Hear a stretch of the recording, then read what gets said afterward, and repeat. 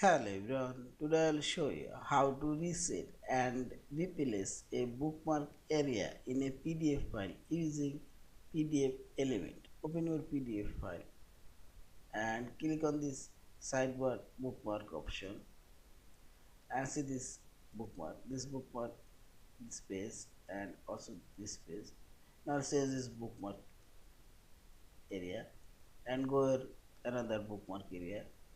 Here I'll save this bookmark and I'll add this one and click right button from your mouse and here you will find the set destination and see this. Are you sure you want to set this bookmark new destination as current page and select yes.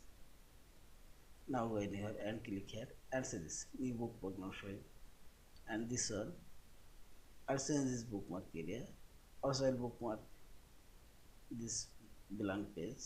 Now click right button from your mouse here and set destination and select yes and go in here and click on this bookmark and say this a new bookmark now added and replace, yeah, and finally select this file option, save or save as a PDF file. Thank you for watching. Please subscribe, like, share and comments.